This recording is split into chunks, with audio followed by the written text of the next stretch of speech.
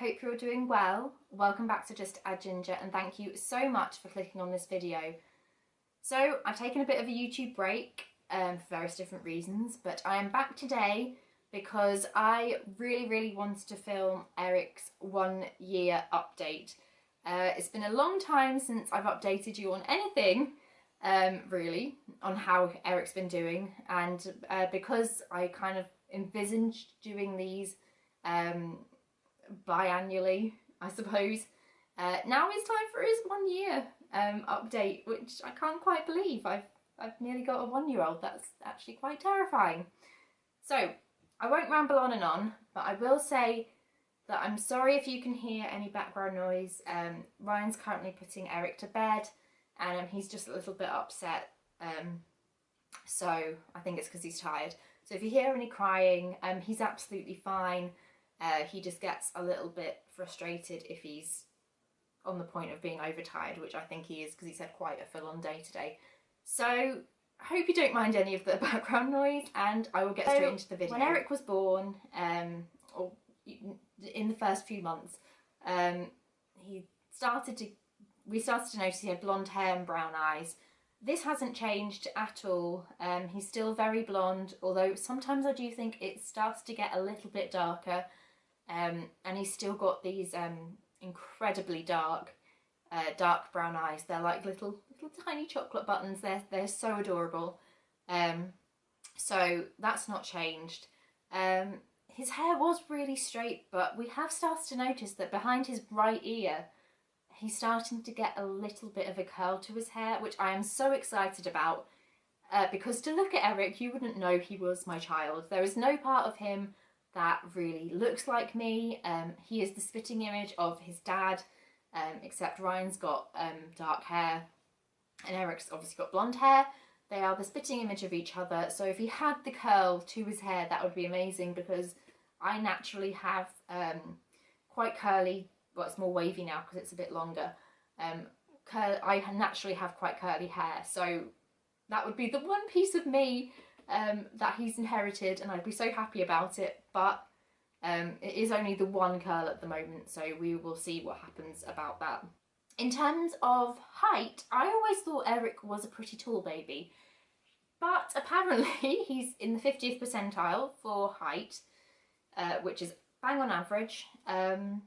He's in the 75th percentile for weight, which for him is perfect because his weight gain has been a kind of slow, steady increase, so that's absolutely fine. And his head size was, I always thought he had a big head, just gauging by how clothes fit him and hats and everything, but he's in the 97th percentile for head size, so there's only 3%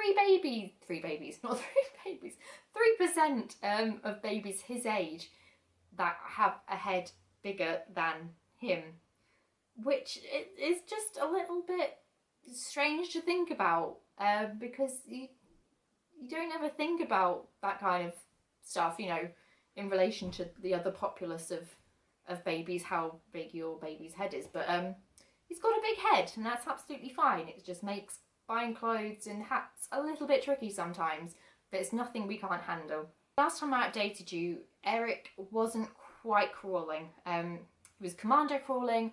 He was great at doing that. He would get from A to B around whatever room by rolling or just shuffling. It's hard to explain, but he would just move around the room and he'd be in one spot, and then you'd look back and he was way over the other side of the living room or wherever.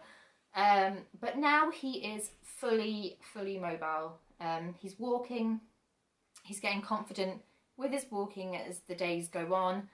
He was cruising around for absolutely ages, and you could tell he was ready to walk. You could see it, that he wanted to. The confidence wasn't quite there, and then the day he turned 11 months, it just clicked, and that was it.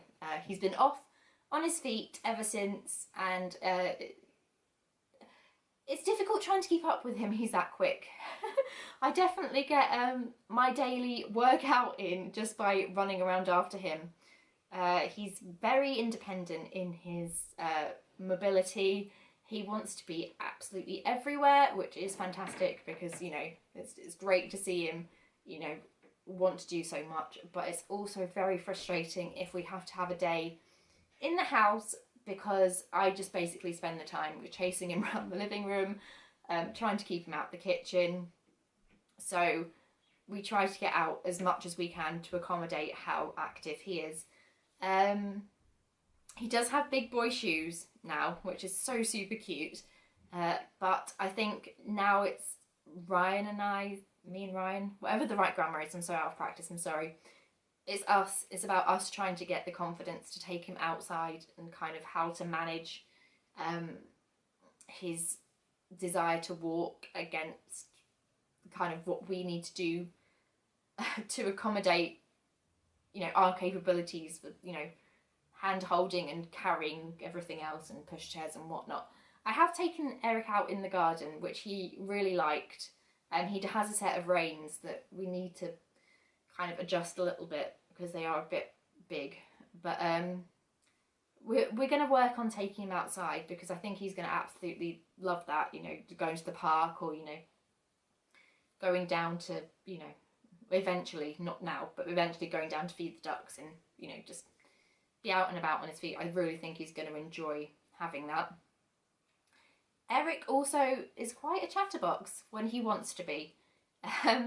He's quite a relaxed, laid-back baby, and he takes after me, I think. His personality's just starting to come out a little bit, but in some aspects I think he's got my trait of, it's not an unconfidence, it's just an observation personality trait. I like to people watch, and I like to listen, sometimes a lot more than I like to speak, and Eric does do that sometimes. He will just watch what's going on around him. He's very inquisitive, so he likes to look out of the window, and we've got big French windows that look out into the garden, so he likes to look out of those. We get quite a lot of birds, wildlife in the garden, and there are kind of neighbourhood cats and things that come in. So he does like to look, but he can say quite a few words. Say, because it's babbling really, but he can say mama, he can say dada, he can say gaga.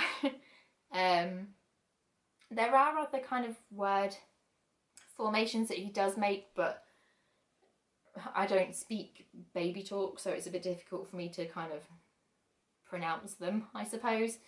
But he is very talkative when he wants to be, and he will hold conversations, again using the air quotes, conversations with you sometimes. So if you talk to him, if he's been babbling, he will kind of babble back to you, which is really cute to listen to, and I can't wait to see what his first actual word is going to be. It's going to be really interesting. So that's a big development. Personality wise, it's still starting to come out. He's a really chilled baby most of the time. Not a lot tends to bother him. He's very inquisitive. I've said that before. He's very inquisitive. He doesn't play with a lot of toys, but he likes to look at things and investigate them and kind of figure out how they work. I go to a gym class on a Wednesday, and it's a baby friendly one, so there are other babies who go, and quite often he will just go up to other babies' car seats and just touch and look at the mechanism that clips everything together, or just look at the toys that are hanging off the edge of the car seats, or walk around and just like look at all the gym equipment. Which sometimes means I don't get as much of a workout in as I'd like to, but I wouldn't change that investigative quality about him at all. I think it's amazing that he's so into how things work. He doesn't cry a lot unless there's something wrong, which is great, because obviously that's something we pick up on instantly, and we try to suss out what it is that's bothering him. Usually it's something that's affecting his routine, so He might be overly tired or hungry or need a bit of entertainment, something like that. Because even when he's hurt himself, he's a bit clumsy because he's finding his feet, so we have had a few bumps. Even when he's been clumsy and he's hurt himself, he soothes pretty quickly afterwards. It's only when there's something wrong that's disrupting his routine and his normal behavioural patterns, then he, well, I'm trying to put it mildly, but all hell tends to break loose if it's something really bad. It happened a few weeks ago. My mum was up. We were going to an event at Patisserie Valerie, and we'd been out all day because we went to something else afterwards. We came home and it was just like this rage, I suppose, had taken Eric over, and it was like he was having a baby tantrum, and I didn't think that was possible. I thought tantrums were saved for when your babies are 2 or 3, or not Eric. I'd never seen anything like it, and I was so glad that my mum was here, because we could manage it together. We tried everything. We tried trying to calm him down. We tried food. It was that was the first time, and it's happened a few times, but not to that extent since. So I think he's going to be quite, not fiery. That's not the right word, but I think we're going to encounter a few tantrums as he gets older. But obviously that's just him exploring his emotions and trying to understand, everything. Because, when toddlers are that young, everything's brand new, and it's just about managing emotions and just understanding what is going on. But yeah, that's going to be quite interesting. I've said he's quite quiet. He can be quite quiet, but he can also be quite noisy. Very inquisitive, very investigative. Got a little bit of a sassy side, but that's fine. I like that. Yeah, he's. I never like to say it because I always feel like it's the wrong thing to say, but he's a really good baby. He loves other children, particularly slightly older children. He just loves watching them, and we've got friends who've got little ones, and they're always really good with Eric, and Eric responds really well to having the attention. I obviously don't know what babies think, but I think it makes him feel quite important to have older children pay attention to him. He's really good around other people. He's great around strangers. I know some babies go through kind of separation anxiety. We've not really experienced that too much. We went through it more in the house, which was strange. For those of you who don't know, I'm a stay-at-home mum. It just worked out easier for me to do that. And we went through a stage I would be needing to go out the room. We've got a little pack and play travel cot that we have downstairs, so I can put Eric in it if I need to leave the room. And if I ever need to go to the toilet, which is, rather frequently, I've had a baby, he would cry, and but then I come back in the room and he'd be fine. But that's the only instance we've kind of had that kind of issue. Otherwise, he's really good. He just loves being around people. He loves watching. He loves interacting. He loves, just, I don't know, having lots of, stimulation from, different faces and different voices. And so that's really handy for us because, we can just ship him off to whoever it is, and we know that he'll be fine. Even though I'm a stay-at-home mum, he does go to a childminder once a week. Again, if you don't know, I parent one-handed predominantly, and it just gives me a bit of a break. I try to get a lot done around the house when he's here, but he's high maintenance in the best possible way because he is so with it, I suppose. I don't know how, oh god, I'm trying to get to terms with all the lingo I should be using, but because he's so active and so inquisitive, he requires a lot of attention, and obviously just having mainly the one arm free, I don't get a lot done around the house. So he goes to the childminder, for me to get things done around the house, or blog posts, you know, anything that I kind of want to do, just to have a little bit of me time, but also to get him ready to go to nursery should we decide that that's what we want to do. And at the moment we're not thinking about it.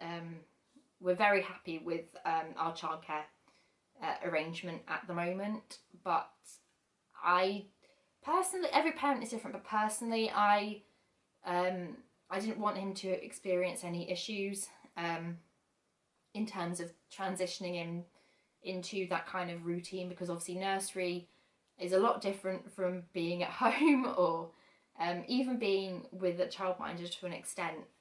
There's a lot of routines involved, obviously, because they're trying to get children ready to go to school eventually, and I didn't want him to encounter any problems. But I wanted to send him somewhere that I was entirely comfortable with, and we found the perfect place for him. I'm so happy that he goes there. It's not like we're just sending him because I just want time to myself. He gets a lot out of it too, which is fantastic. So he started going there just before Christmas, and he goes there once a week. That might change in the future, but at the moment that's an adequate amount of time for me to have my kind of housework, errand, me time day. We've completely weaned him off the formula now. This is a really new thing. This only happened on Friday, and now it's Sunday. We've been weaning him onto solid food for ages. The milk feeds were getting fewer and fewer, but we were running out of formula, and it's incredibly expensive. So we just decided to put him onto cow's milk a week or two early, and yeah, he's taken to it really well. Initially, when I first wanted to do this, I wanted him to not have any bottles, not have any milk, like formula milk, and just be solely on beakers, and that was a massive boo-boo for me, on my part, I suppose. I think a lot of it, when it comes to Eric and his feeds, milk feeds, is about the comfort aspect, and he still needs to be on bottles. he wasn't ready to transition over to beakers for his milk, so we've kept the bottles, but he's only on 2 feeds a day. He has one 7-ounce bottle in the morning because he needs it, again the comfort aspect, and then he has an 8-ounce bottle in the evening, either just before bedtime or at bedtime, depending on how tired he is. And then in between he will have food. So a typical day would be starting off with a bottle. We always leave a bit of time in between having a bottle and breakfast. Using air quotes so much, breakfast, because he is a baby who does suffer from a little bit of reflux. It's nothing major, nothing that's ever caused us a lot of issues, but we are aware of it, so we always try to leave a bit of time in between milk feeds and solids. So about an hour, half an hour to an hour after having a bottle, he will have his breakfast, and that's usually baby porridge, baby cereal.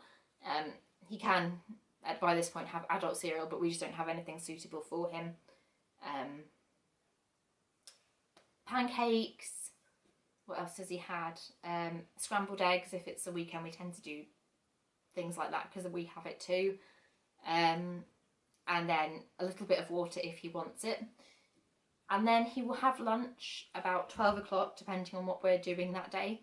And that's sometimes out of a jar.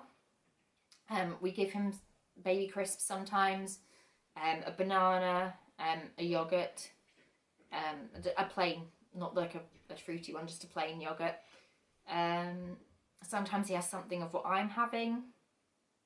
Some of what I'm having, I should say. And then again, water if he wants it. He loves water. And he may have an afternoon snack sometimes. Purely depends on how hungry he gets. Some days he's fine, some days he's like the hungry caterpillar, so we just play it by ear. and then he will have his dinner at about 5 o'clock. I try to keep the dinner time as regular as I can, because that's the start of his wind down time, and I think he started to realise that. So dinner, maybe the other half of a jar, if we've opened one that day. Beans on toast is something I do quite a lot, scrambled eggs on toast. Sometimes he has, again, something that we're having. We've done him steak and mashed potato and vegetables, chicken, veggies, but it has to be soft because he's a year old, but he's only got one tooth, which is a little bit of a problem because we always said we wanted to try baby-led weaning and we haven't been able to do that really, so we just try and accommodate him having what we have wherever we can, but it's not always possible. And then of course he'll go on to have his last bottle and then go to bed. So he's a really good eater. There's not a lot he's turned his nose up at. I've really persevered trying to get him to like quite a lot of different foods. The only thing that we know he doesn't like at the moment is kind of blueberry flavoured stuff. Not necessarily blueberries themselves, but if there's something that's blueberry flavoured, he's not keen on it at all. I suppose I could talk about his routine, but he doesn't really have one, which I suppose is something to bring up because it's always something I've been a bit conscious of because there's so much I hear and so much I read about babies needing routines and find your baby's routine and work to a routine and routines coming out of my blooming ears. Eric's not like that. I can't sit here and tell you he wakes up at 8 o'clock every day. He naps for 11 o'clock for 45 minutes. He's never really had a structured routine, and we have tried to suss it out. We've tried to work with him and what he's naturally telling us that he wants to do, and we think we have it sussed, and then it changes. So what we do now is we go by the time he goes to bed. I'm saying this, I'm going to look at the clock. What time? 8 o'clock, because the clocks have gone forward. So for example, he's gone to bed, he went up about 20 minutes ago, so he's gone to bed around 7:30. Generally speaking, if it's a good night, he will have 11 to 12 hours sleep. So we know for the morning, we're looking at a window of about 6:30 to 7:30 for him to wake up. And then everything follows on from that. The only thing that we can never gauge with Eric is nap time. Nap time, oh my god, nap time. Talk for hours about nap time. Nap time has been so difficult for us to manage. When he stopped being in the newborn phase, there we go. When he stopped being in the newborn phase and moved on to being in the next phase, whatever that may be, and started to sleep less and be awake more, he would just fight and fight and fight and fight and fight and fight and fight and fight and fight nap time. And we just couldn't figure out what we should do, what we were trying to do. We couldn't work out how we could make it better for him because obviously he's a baby. He doesn't know why he can't get to sleep, but he knows he needs to sleep because all the signs were there. So we worked at it for a while, and I have a very, very clever, knowledgeable friend who, I spoke to her about it, and she suggested that because I used to let Eric sleep downstairs because I was down here, so it just made more sense to me. She suggested putting him up in his own room and just leaving him to it because part of the issue was that he was getting too distracted by everything around him. He wanted to be awake to see what that noise was over there, or wonder what mummy was doing. So she suggested putting him in his own room for a sleep, and we started doing that, and things have got a lot better. And looking back, it seems such a simple solution, but at the time we didn't really know, well, we didn't know we could do that. So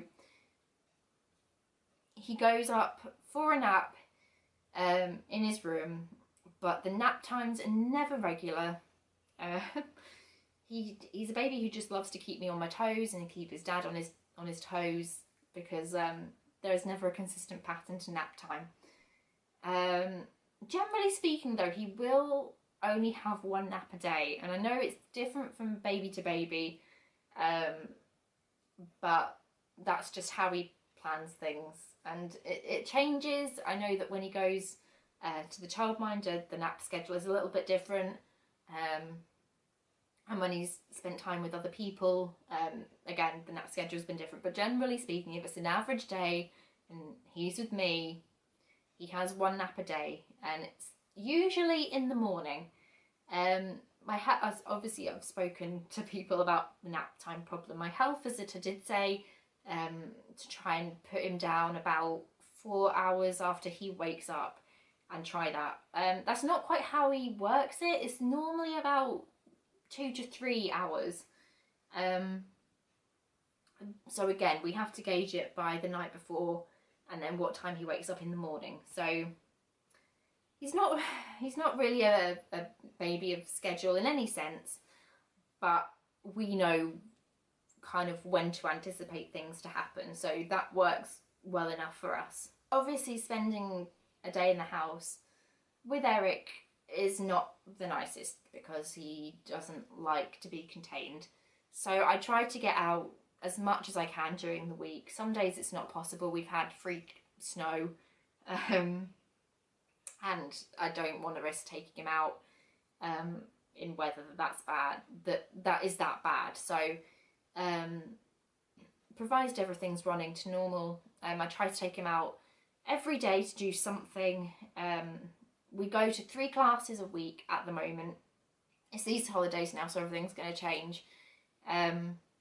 But we did go to, he's just graduated from this, but we did go to baby sensory. And then we went to a tumble time session, and then we did a kind of music and rhyme class. But Eric is pretty much the class clown, or was particularly at his baby sensory class, because he just doesn't ever want to sit still anymore.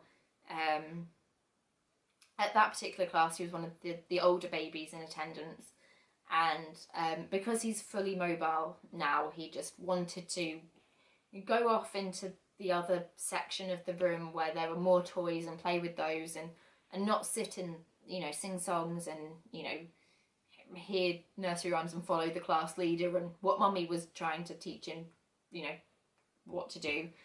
The classes that we've been to have been amazing, but what I'm starting to think is that I need to find classes that accommodate his activeness, I suppose, a bit more. We're going to be starting the kind of class up from baby sensory, which is toddler sense, and that's a lot different to baby sensory. I think it's a lot more free play, which is what he needs, and he's going to go back to being the small fish in the big pond rather than being the big fish in the small pond. Is that the right analogy? I don't know, just made it up. So I think that's what he'll need to kind of ground him a little bit, is to have older babies around who, kind of can show him what to do a bit more. But yeah, I just need to find things that accommodate his personality a bit more. Music and rhyme classes are great, but he just is not in the right place in his development to take him to too many, because, like I said, he just doesn't want to sit down, and the class is usually spent with me running around after him anyway, so I'm sure he gets a lot out of it because he does like to be around people and other children and other babies, but I'm not sure it's right for him right this second to take him to too many of the same kind of thing. So I'm rethinking that. He comes to the gym with me once a week for our gym class, which he just spends the whole time doing circuits of the room and trying to use other people as a climbing frame. So that's always interesting. I never really get a full workout, but he gets a lot out of it and I get a lot out of it, so I can't really complain. If we're not going to a class, sometimes we go shopping. Well, say shopping, more like window shopping. I used to, before the weather started to turn for winter, I used to take him to feed the ducks quite a lot, or walks. We've got a lovely green open space very close to where we live, so I used to take him for walks on that. Where else did we used to go? Tesco's, if I'm pushed for somewhere to go.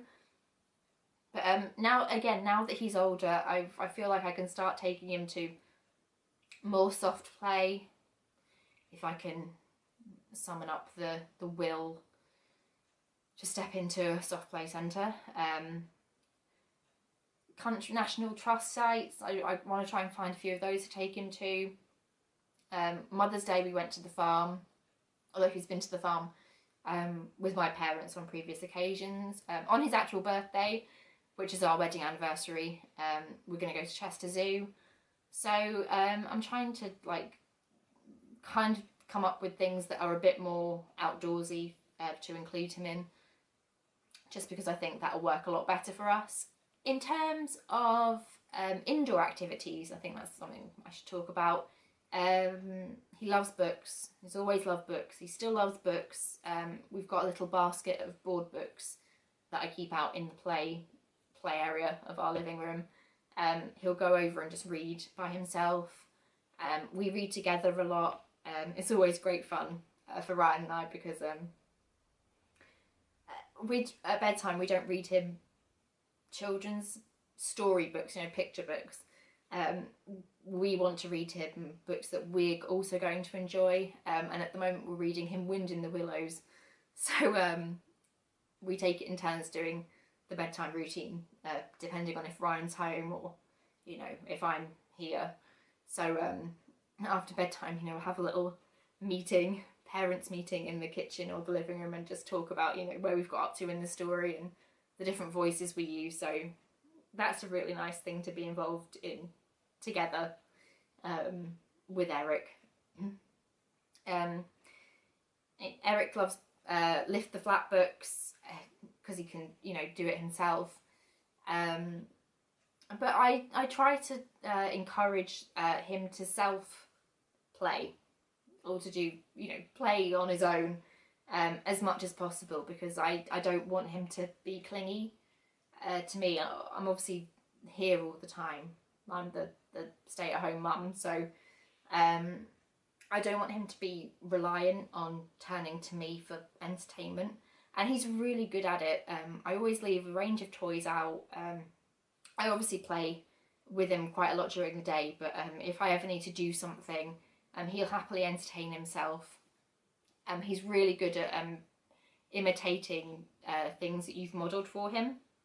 I've got this one particular toy. I'm looking at it now, it's just down there. It's about 25 years old, possibly even older. It was mine when I was little. And it's very old, and it's a bit temperamental. But it's basically a ball mechanism that you have to pull towards you to get a kind of tray of coloured, almost like tiny snooker balls, I suppose, but made out of ping pong balls, really, to coloured ping pong balls to move around in a circle. If you show him how to set it off, and you do have to because it's rickety and requires a bit of manpower, but once you've done it a few times, Eric will copy it and do it for himself and get the balls to continue spinning. We started to mark make. I've started to encourage him to use wax crayons on pieces of paper or cardboard. I always try to get him to draw pictures in greetings cards for me to give to people.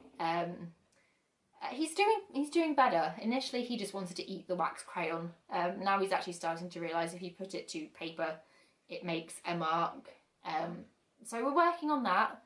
I'm gonna keep going. When it gets to the summer, I do want to take him outside to do messy play. But our living room's not really the space to do it because it's a decent size, but it's just longer than it is wider. So the mess would just be too contained, and then it would just get everywhere. So I'm planning to do that once it gets warmer outside. I think that he's going to have so much fun with that. The shape sorter he's starting to get good at. I will show him the right places to put the corresponding shape, and he will try to put it in. He can't get his hand-eye coordination's not refined enough yet, but he will try to put the right shape through the right slot if you show him where to put it, and it's one at a time rather than all of them together.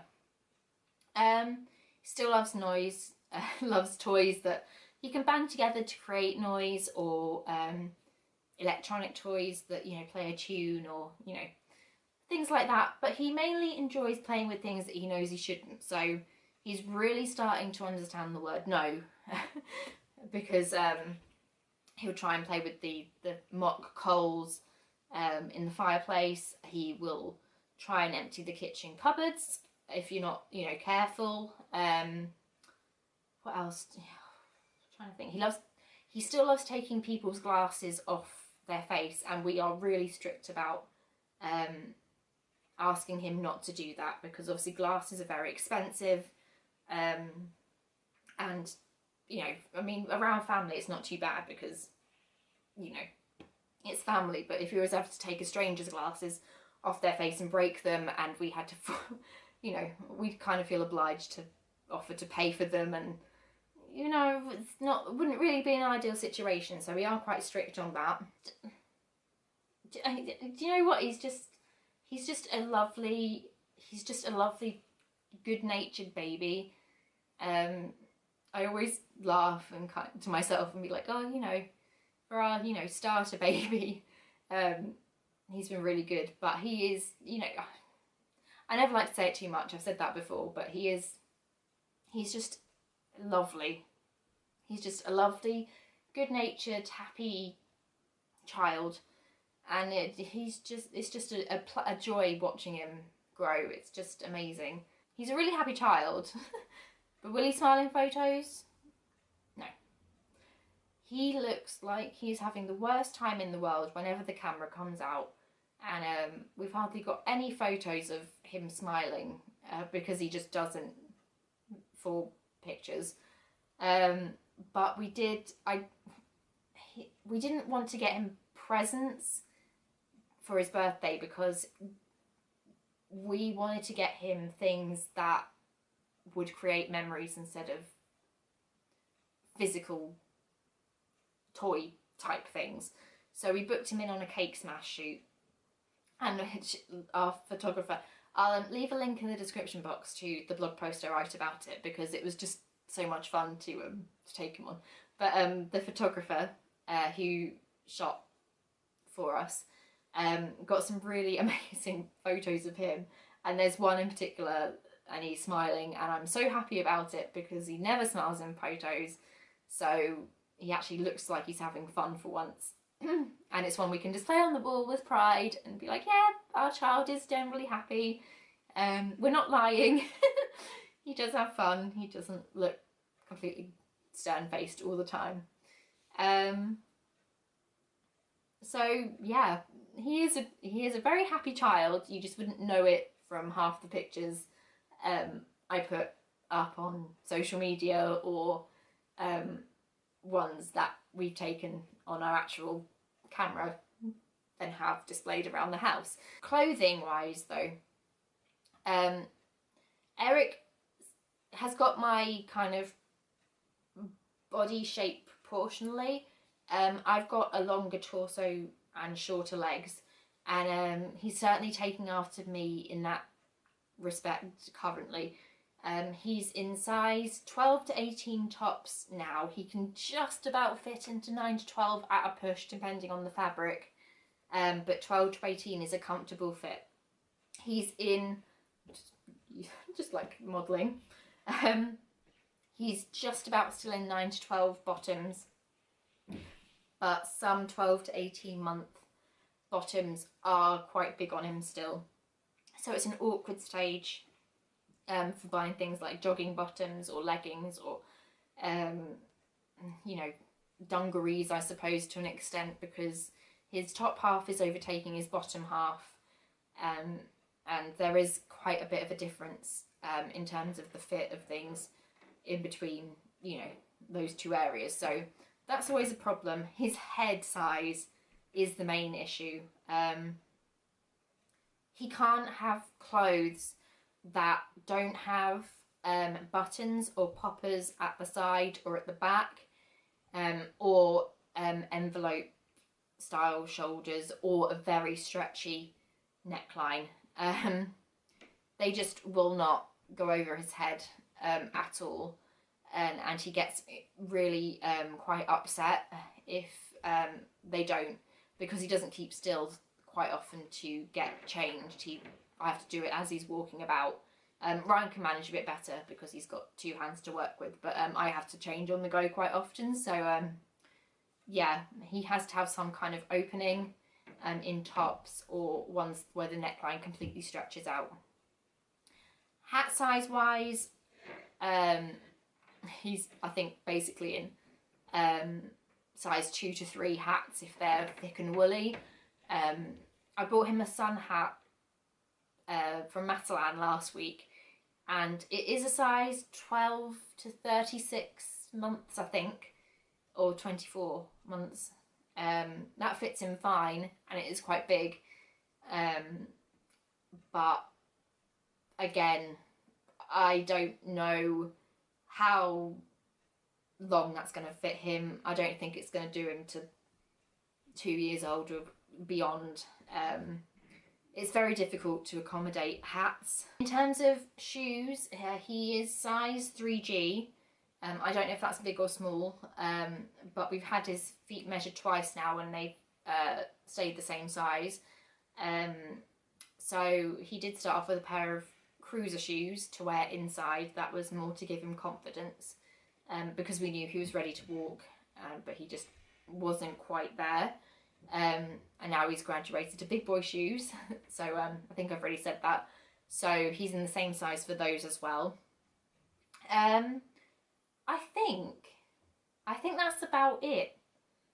That has been Eric's 1 year update. And that is so weird to say out loud. I can't believe I've got an almost 1 year old. If you enjoyed watching this video, please don't forget to give it a big thumbs up. Those are always so greatly appreciated. If you have a question or just want to come and say hi, leave me a comment. And if you aren't already, please hit that subscribe button. And I'll see you next time. Bye!